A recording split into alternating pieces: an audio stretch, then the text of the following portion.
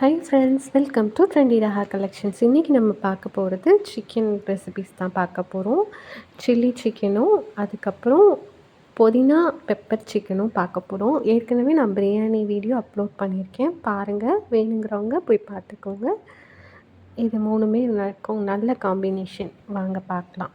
First சிக்கனை 2-3 தடவை wash பண்ணிவிட்டு உப்பு தண்ணியில் மஞ்சள் தூள் கல்லுப்பு எல்லாம் போட்டு ஊற வச்சு வாஷ் பண்ணிக்கோங்க. வாஷ் பண்ண சிக்கனில்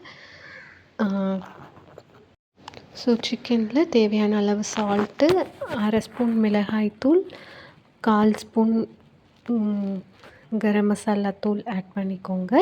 சில்லி சிக்கன் பவுடர் இருந்தால் அது ஒரு 1/4 ஸ்பூன் அளவுக்கு ஆட் பண்ணிக்கோங்க. வேணும்னா நீங்கள் தனியாத்தூள் போட்டுக்கோங்க, இல்லாட்டி ஸ்கிப் பண்ணிக்கோங்க. லெமன் ஜூஸ் தேவையான அளவு கொஞ்சமாக புழிஞ்சிக்கோங்க, ஒரு ஃபியூ ட்ராப்ஸ் புழிஞ்சிக்கோங்க. இப்போ அதை நல்லா மிக்ஸ் பண்ணிக்கலாம். நல்லா மிக்ஸ் பண்ணிவிட்டு ஊற வச்சுக்கலாம். இப்படியே ஒரு 5 மினிட்ஸ் ஊறினதுக்கப்புறம் அதுலேயே கார்ன்ஃப்ளவர் மாவை ஆட் பண்ணிக்கலாம். வேணும்னா 2-3 ட்ராப்ஸ் வாட்டர் ஆட் பண்ணிக்கோங்க, இல்லாட்டி லைம் ஜூஸே இன்னொரு 2 ட்ராப்ஸ் ஆட் பண்ணிக்கோங்க. ஆட் பண்ணிவிட்டு அப்படியே மேக்னேட் பண்ணிக்கலாம். 1 மணி நேரம் அப்படியே வச்சுருங்க. இது அப்படியே ஊறட்டும். ஊறினதுக்கப்புறம் நம்ம பொரித்து எடுத்துக்கலாம். பொரித்து எடுத்தால் ரெடி.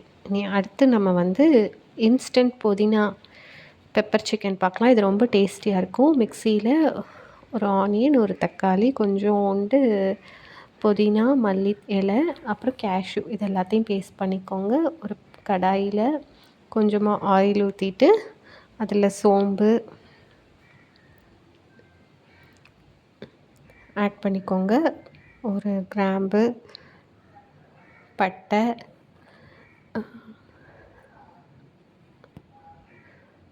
அதெல்லாம் பிரியாணி ஐட்டம்ஸ் எல்லாம் ஆட் பண்ணிக்கலாம். பிரியாணியில் இது எல்லாமே ஆட் பண்ணிக்கலாம். இது எல்லாமே பொரிஞ்சதுக்கப்புறம் பொரிஞ்சதுக்கப்புறமா சின்ன வெங்காயம் ஆட் பண்ணிக்கலாம். சின்ன வெங்காயம் கொஞ்சம் போட்டுக்கிறேன்.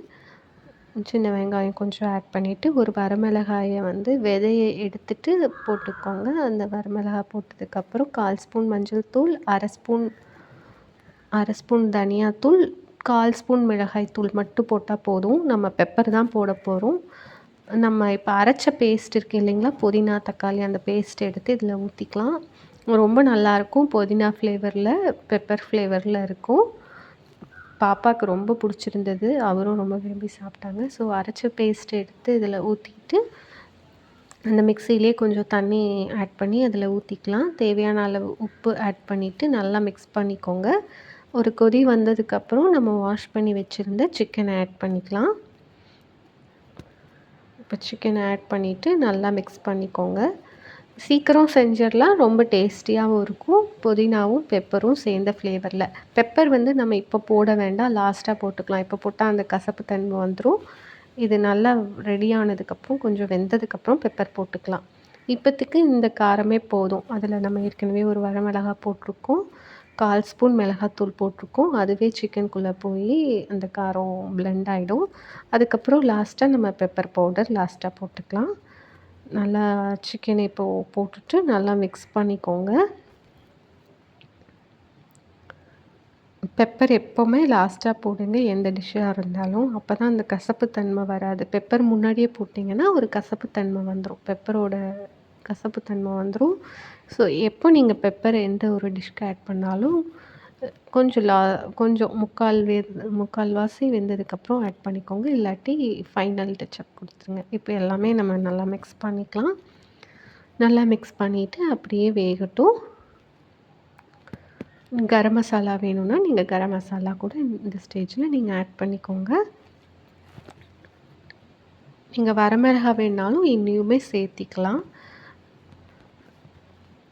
இப்போ தேவையான அளவு சால்ட்டும் அப்படியே நான் கொஞ்சமாக தான் போட்டிருந்தேன், இப்போது சிக்கனுக்கு போடுறேன். தேவையான அளவு சால்ட் ஆட் பண்ணிவிட்டு தண்ணியும் கொஞ்சம் ஆட் பண்ணிக்கலாம். மிக்சியிலே தண்ணி கொஞ்சம் சேர்த்தி அதை ஊற்றிக்கலாம். நல்லா வேகட்டும். அப்படியே மூடி வச்சு வேக வச்சுருங்க. நல்லா வேகணும். சிம்மில் வச்சே அப்படியே வேக வைங்க, இல்லை மீடியமில் வச்சுக்கோங்க. நல்லா வெந்ததுக்கப்புறம் நான் ஒரு 3/4 பதத்தில் இருக்கும்போது நான் பெப்பர் போட்டாச்சு. அவ்வளோதான், நம்ம புதினா பெப்பர் சிக்கன் ரெடி ஆயிடுச்சு. ஒயிட் ரைஸ்க்கு வச்சு சாப்பிட்டா ரொம்ப நல்லாயிருக்கும். சாப்பிட்டு பார்த்துட்டு எப்படி இருக்குன்னு கமெண்ட் பாக்ஸில் கமெண்ட் பண்ணுங்கள். இந்த வீடியோ பிடிச்சிருந்ததுன்னா லைக் பண்ணுங்கள், சப்ஸ்கிரைப் பண்ணுங்கள். தேங்க்யூ. நம்மளோட சண்டே ரெசிபீஸ் ரெடி ஆயிடுச்சு.